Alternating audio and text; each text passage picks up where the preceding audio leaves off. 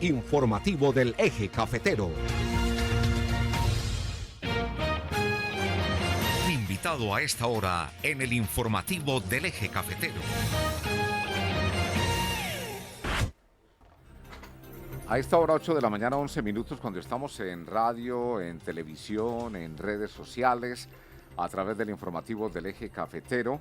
Nuestro invitado es el administrador ambiental Alexander Galindo López, director de la DIGER Pereira. Doctor Alexander, un placer tenerlo con nosotros nuevamente. Buenos días. Buenos días, Álvaro, y a todos los que nos están escuchando y viendo en este medio de comunicación tan importante para la región. Estamos en temporada de lluvia. Afortunadamente llevamos 2 días más o menos que ha hecho un buen sol, una buena temperatura, aunque los días muy bonitos. Los pronósticos para hoy esta tarde parece que son de lluvias fuertes también, pero seguimos enfrentándonos a esta temporada de lluvias por este resto de año. Sí, según lo que manifiesta el IDEAN, vamos hasta diciembre y ya están dando pronósticos que vamos hasta marzo del próximo año. Esperemos que no sea así. O sea, diciembre, enero, febrero, marzo seguido. Sí, Wow. y sin embargo hay que mencionar que llevamos 2 años en unas fuertes precipitaciones, no hemos tenido tregua, por decirlo así. Los periodos de menos lluvias han sido muy cortos, son 1 o 2 semanas máximo, y eso pues ha tenido nuestros suelos completamente saturados y afectados en grandes proporciones. Bueno, lo mejor es en medio de todo esto tener precauciones, también cada uno, cada persona. Claro que sí, esto es una situación que no es del control solamente del Estado, cada uno tiene que generar sus propias actividades, evitar generar afectaciones al ambiente como remociones en masa o movimientos de tierra sin las debidas precauciones, talas ilícitas. Ese tipo de cosas generan afectaciones, y adicional a ello tener la responsabilidad también como ciudadano de reportar situaciones que consideren que generan algún tipo de peligro, desprendimientos de material, afloramientos de agua inusuales, fracturamiento de taludes, estar pendientes si hay represamiento de alguna quebrada que no tenga una visual. Ese tipo de cosas funciona mucho y nos ayuda muchísimo a todos. A propósito, ¿qué obras de mitigación de riesgos se han entregado? Sí, venimos trabajando arduamente, el gobierno de la ciudad en cabeza de nuestro alcalde Carlos Maya. Venimos trabajando ese aspecto de las obras de mitigación. Dentro de eso, desde el año pasado, hemos venido estableciendo varios puntos críticos.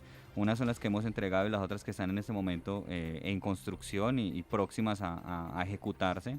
Venimos, por ejemplo, específicamente en ejecutadas el talud de las Mercedes, ahí en la comuna Consota. Es un talud que venía con unos comportamientos de inestabilidad hace unos años.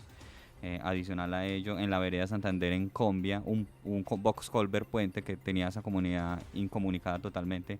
Es una obra que ya terminamos. En el barrio Brisas del Consota, un muro de contención que protegía unas viviendas y evitaba que se inundaba el barrio. Inclusive el barrio se inundó en determinado momento por el colapso de ese muro, ya fue terminada. En la quebrada de Erazo, en la comuna del Café, un muro que tenía la ribera de una quebrada socavada, fue construido y organizado y evitando pues que esa comunidad tuviera problemas. El barrio Olímpico 2 en la comuna olímpica, un muro de contención que entregó el alcalde hace poco tiempo. Adicional a ello, tenemos entre el barrio Jorge Eliezer de Gaitán y Byron Gaviria, un muro que ya entregamos. Pero pues lo importante acá es lo que está en ejecución y lo que se va a ejecutar. Entonces voy a hacer muy rápido la obra de Portal de la Villa, que la seguimos construyendo, una obra de grandes proporciones que vamos con un avance muy positivo. Es bueno, perdón, interrumpo ahí, recordar a mucha gente que todavía no sabe qué están haciendo allí. Allí estamos haciendo muchas cosas, ¿sí? Es que no se trata solamente de hacer un muro. Se trata de drenar unas grandes acuíferos que tenemos en la zona para drenar los sobrecargas de los acuíferos, que son los que generan presión sobre la tierra. Es como tener un empuje debajo de la tierra que salga a presión. Entonces tenemos mucha agua represada y lo que estamos haciendo es unos canales que nos permitan llegar y pinchar esos acuíferos, que cuando estén sobrepresionados pues salga el agua. Además de hacer el muro, de conformar el talud, además de comprar alrededor de 150 viviendas. Es una obra bastante grande en temas de ingeniería y económicas. Es la obra más grande que podríamos decir en mitigación de riesgo que se ha hecho en la región en los últimos años, y seguimos trabajando allí. Estamos pendientes de unos recursos adicionales por parte de la Unidad Nacional de Gestión del Riesgo que son necesarios para dar el cierre final al proyecto, pero vamos muy bien. Para brindar seguridad ya en esa área. Y aparte de esa seguridad que quieren brindar, ¿Ese espacio en qué lo van a emplear? Vamos a hacer un parque, sí, está proyectado hacer un parque en la zona, sí, este lote hay que decirlo que es de los propietarios de las casas que vivían allí, es un proceso de negociación que la alcaldía lleva muy avanzado, con el objetivo de comprar el predio y terminar todo lo correspondiente y poder hacer un parque ahí encima de esa zona. Adicional de eso estamos trabajando en el sector de la Dulcera, en la vía El Pital, en la vía Erazo, en Luis Alberto Duque, en Pinares del Café, en el barrio Juan Pablo II, y vamos en este momento en ejecución. Y las que están ya contratadas prácticamente para ejecutar, la Quebrada de Brazo, la Quebrada de La Linda, en la institución educativa El Pomo, en la Playita, en Villas del Bosque, en el Comuna del Oso, en la entrada al colegio inglés, del liceo inglés, en el Cedral, un puente que tenemos allá para la comunidad de toda esa zona de la cuenca del río Tun, en el Cedral del Bosque hay un puente que está colapsado, que ya lo estamos interviniendo. En el sector del Rocío Bajo también vamos a hacer una intervención. En la vía La Florida hay un muro que sale mucho en redes sociales, que es un muro que está fracturado, que sigue cumpliendo su función, pero es necesario intervenirlo. Lo vamos a intervenir en el Plan Camilo, en las Mercedes, en Altagracia, en Tribunas, en el sector de la Balsora, en la vía del Congo, la UTP Mundo Nuevo, bueno, en fin, vía el Chocho. Estas son todas las intervenciones, estamos hablando de más de 15 intervenciones que el municipio está haciendo y está ejecutando en temas de mitigación de riesgo. Mitigación de riesgo entregando y horas de mitigación de riesgo que están ejecutando. Así es. Entonces, ahí estaría en conjunto todo. Todo lo que lo estoy yo representando acá. ¿Cómo sigue el tema de la ola invernal, aparte de lo que hablamos ya al comienzo de la entrevista? Bueno, pues hay que mencionar que esta semana ha sido muy positiva, ha sido muy favorable para nosotros, no han habido grandes precipitaciones que nos hayan generado emergencias. El fin de semana tuvimos un pequeño susto con la subida del río Cauca, estuvimos a 2 centímetros de desbordamiento, afortunadamente llegó a 4,60 y se devolvió. Si hubiera llegado a 4,62 y para arriba ya estaríamos en emergencia. Eso es como lo más complejo que hemos tenido la última semana.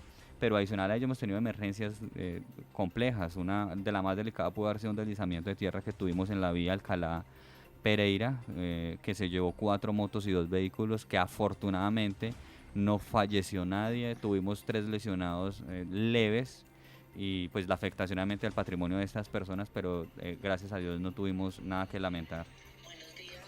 Bueno, estamos a esta hora hablando con el doctor Alexander Galindo López, director de la DIGER Pereira, en el informativo del Eje Cafetero.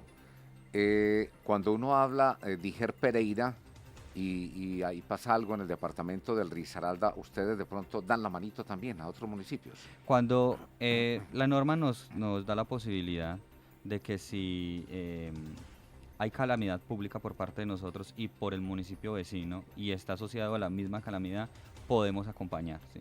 Y lo hemos hecho en el pasado, lo hicimos por ejemplo en la Virginia cuando sufrieron las grandes inundaciones que nosotros nos inundamos, nosotros pusimos a disposición toda la maquinaria del municipio para ayudar a recoger escombros, ese tipo de cosas.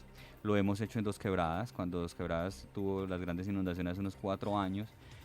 También ayudamos con maquinaria para limpiar vía y recoger material. Hay posibilidades de acompañar tanto técnica como con ayuda humanitaria, como con maquinaria, cuando existen esas posibilidades. Y pues en este caso, todo el departamento tiene calamidad pública. En caso de que pase una situación compleja en cualquier municipio del departamento, podríamos fácilmente hacerlo. Inclusive no tiene que ser del departamento, podría ser de otro departamento. Explico, si fuera Armenia, si fuese Manizales. Sí, van ustedes también a prestar ayuda. Si ellos lo requieren, a partir de una solicitud formal se puede hacer.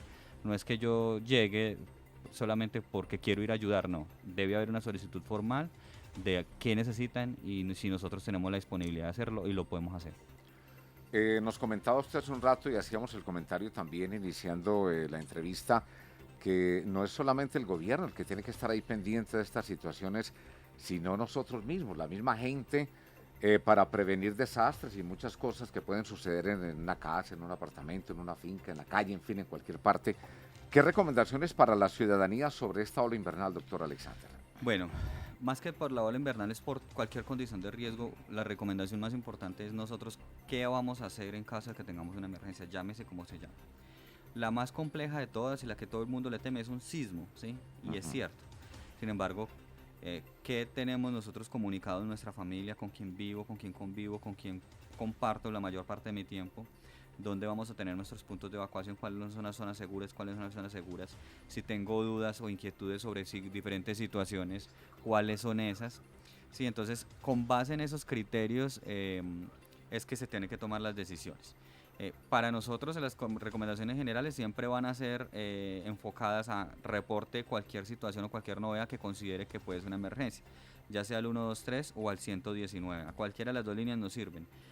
Los reportes, como les expliqué ahorita iniciando, en los que viven en las partes bajas de los taludes o de las montañas, por decirlo en estos términos, reportar desprendimientos de material pequeño, afloramientos de agua, fracturamientos de los taludes. Si viven a la ribera de un río, estar muy pendiente del cambio de coloración. Hay un olor particular a barro o a pantano que se identifica cuando uno vive a la ribera de un río. Y si no hay ninguna alerta, pues entonces llame y nos reporta esa situación. Sin embargo, nosotros tenemos sistemas de monitoreo sobre todas las cuencas para identificar situaciones y cambios.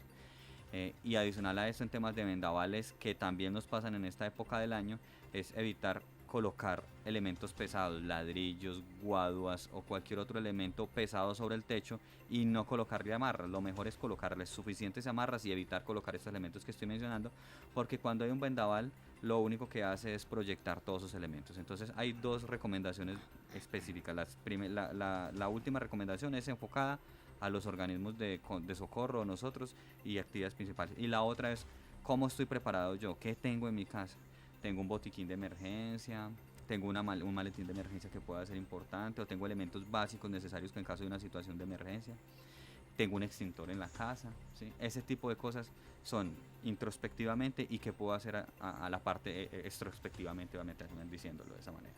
Yo recuerdo que la otra vez decían hasta tener un pito, una Sí, linterna, todo eso en caso de un un temblor. silbato es importante, una linterna es importante, ¿sí? Un silbato es algo muy, muy importante, porque en caso de que Dios no quiera, tengamos un sismo y estemos atrapados en una estructura, pues gritando no te van a escuchar y vas a hacer un esfuerzo mayor. En cambio, con un silbato lo puedes hacer. Una linterna, obviamente, si te quedas sin luz en las horas de la noche, sin energía, perdón, pues tienes la posibilidad de alumbrar hacia donde vas caminando. Entonces, son cosas elementales que se deberían tener. Así es, ¿no? Perdón, Dios no quiere, eso es cosas naturales, ¿no? Obviamente, Sí. no estamos llamando a nada. Doctor Alexander, recuerdo que una vez nos decía usted, estamos en mucho riesgo en esta zona, tenemos muchas cosas de las cuales tenemos que estar pendientes. Sí, nosotros en nuestra ubicación geográfica nos permite de alguna manera tener todas las condiciones de riesgo posibles. La única que no nos pasa son los tsunamis, porque no estamos a la ribera del mar, ¿sí? Y pues los huracanes tropicales, ¿sí? Pero de resto, asemejándose a un huracán, pues están los vendavales, no obviamente las proporciones ni los vientos tan fuertes que un huracán, pero es similar. Sí. Sin embargo, tenemos deslizamientos de tierra, avenidas torrenciales, sismos, deslizamientos, inundaciones. Todo lo que pueda existir en la naturaleza es una condición de riesgo que nosotros podamos llegar a manifestar en determinado momento. Nuestra ciudad es una ciudad, o nuestro área metropolitana, por decirlo de esa manera, pues están, obviamente, tienen esa connotación por su ubicación y por su mismo desarrollo planificado, con falta de planeación en algunos aspectos. Ha generado que nos ubicamos a las riberas de las quebradas, que nos generan afectación, nos ubiquemos en las partes medias, bajas y altas de los taludes, que pues le generamos algunas afectaciones. Entonces, todas las condiciones de riesgo posibles las tenemos en nuestra área metropolitana. Cuando pensamos en un sismo, en un temblor, ¿usted cómo ve a Pereira en este momento en cuestión de seguridad frente a esto? Bueno, esto es muy importante, esa pregunta me la han hecho varias veces y yo creo que es de las más importantes. Cuando hay un sismo de grandes proporciones hay que tener siempre presente que siempre vamos a necesitar ayuda, ¿sí? Nosotros solos no somos capaces, ¿sí? Y les pongo ejemplos como Ciudad de México, en México, la ciudad que está muy desarrollada en temas sísmicos, y sin embargo cuando tuvieron su terremoto pidieron ayuda, ¿sí? Italia hace unos 4 años tuvo un terremoto de grandes proporciones y necesitó ayuda. ¿Dónde está realmente como el meollo del asunto? Es saber qué tipo de ayuda vamos a necesitar y en qué momento, y tener muy claramente planificado cuál es mi capacidad y hasta dónde llego. Y obviamente, y tener los protocolos y procedimientos para recibir las ayudas que voy a requerir. Porque ¿dónde está realmente la situación? Cuando hay un sismo de grandes proporciones en nuestra región, reina el caos, ¿sí? Entonces reina el desorden. Y cuando hay desorden, hay más muertos. Entonces, ¿qué es lo que nosotros siempre estamos trabajando? Los protocolos y los procedimientos claros y precisos de cada una de las instituciones, para obviamente identificar cuáles son nuestras falencias y qué necesitamos. Luego, un ejemplo de ello, hoy en la tarde vamos a tener una simulación con todo el Consejo de Gobierno, ¿sí? Con el objetivo de que con el alcalde en cabeza y pleno todo Consejo de Gobierno vivamos una situación simulada de una situación de emergencia posible. Entonces, en ese orden de ideas, lo que buscamos nosotros es establecer las líneas claras para establecer cuáles son los procedimientos que tenemos que tener y hasta dónde llegamos. Todos tenemos una capacidad limitada. Así nos juntemos todo el eje cafetero, digámoslo de esa manera, vamos a necesitar apoyo internacional en determinado momento, vamos a necesitar que vengan los bomberos de Pasto, bomberos de Bogotá, en caso de ser un sismo de grandes proporciones. Y en caso de que sea un sismo de grandes proporciones en otro municipio, como me lo preguntaste ahorita, pues Pereira, ¿qué puede ir a hacer por ellos? ¿Sí? Eso tiene que estar muy claro y muy definido. Obviamente nosotros día a día venimos creciendo en equipamientos, en entrenamientos, en fortalecimiento de nuestros organismos de socorro. Un claro ejemplo de ellos es que hace unos 3 meses tuvimos la acreditación de nuestro equipo de bomberos oficiales como un equipo de búsqueda y rescate especializado a nivel nacional. Eso es una actividad y es muy importante para la región. Día a día dotamos a los equipos de socorro de más equipos. Obviamente trabajamos también actividades técnicas en temas de revisiones periódicas en las diferentes edificaciones de la ciudad, si cumplen o no cumplen norma. Ese tipo de cosas todas se hacen enfocadas a una situación particular. Pero lo que hay que dejar claro, y vuelvo a repetirlo, y eso tiene que ser muy claro, cuando tengamos un sismo de grandes proporciones, vamos a necesitar apoyo y vamos a necesitar ayuda. El tema es cómo la vamos a organizar. Y en cuestión de construcciones, de edificaciones, ¿cómo ve la ciudad de Pereira? Bueno, nosotros tenemos de todo, ¿sí? Eso hay que mencionarlo. Hay que tener claro también que la norma de sismoresistencia cambió en el 2010, o sea que las edificaciones del 2010 para acá uno podría decir que son edificaciones mucho más competentes, ¿sí? Que cumplen norma y que podrían garantizar una estabilidad mayor que las que sean del 2010 hacia atrás, ¿sí? Además de eso, hay otros tipos de normas con las que se funcionan edificaciones que también cumplen, pero hay otras edificaciones que no tienen ningún tipo de norma, que son las que se hacen sin licencia de construcción, que buscan la manera de hacerle la trampa a la norma, y de todo existe, ¿sí? Entonces, hemos identificado algunos sectores de la ciudad que pueden ser más vulnerables que otros y en eso venimos trabajando. Hicimos un estudio hace poco con el Servicio Geológico Colombiano y con USAID, una empresa que se llama Miyamoto, que nos permitió de alguna manera identificar algunos sectores de mayor grado de vulnerabilidad que otros. Finalmente, ¿qué mensaje le quiere dejar a la audiencia del informativo del Eje Cafetero, doctor Alexander? Bueno, lo importante aquí es que la ciudad de Pereira, el gobierno de la ciudad en cabeza del alcalde Carlos Maya, es una ciudad que trabaja responsablemente en temas de gestión de riesgo. No ha habido una administración que haya hecho una inversión tan grande en temas de gestión de riesgo en los últimos 50 años, se podría decir. Los presupuestos que se han destinado para esta actividad, algunos de ellos sí obedecen nuevamente a actividades reactivas de intervención, pero muchas de las actividades que estamos desarrollando en temas de estudios, en temas de preparación y en temas de, obviamente, de evitar que se nos sucedan situaciones, se vienen trabajando y se vienen invirtiendo presupuestos importantes del municipio y de los impuestos de todos los pereiranos allí. Entonces, es tener confianza en la institución, confianza en esta institución que viene trabajando positivamente por cada uno de los ciudadanos.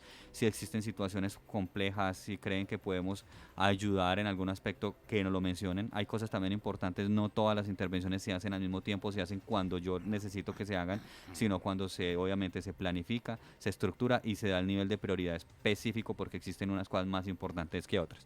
El hecho de que no se haga ya no quiere decir que nunca se vaya a hacer y venimos trabajando positivamente en esos aspectos.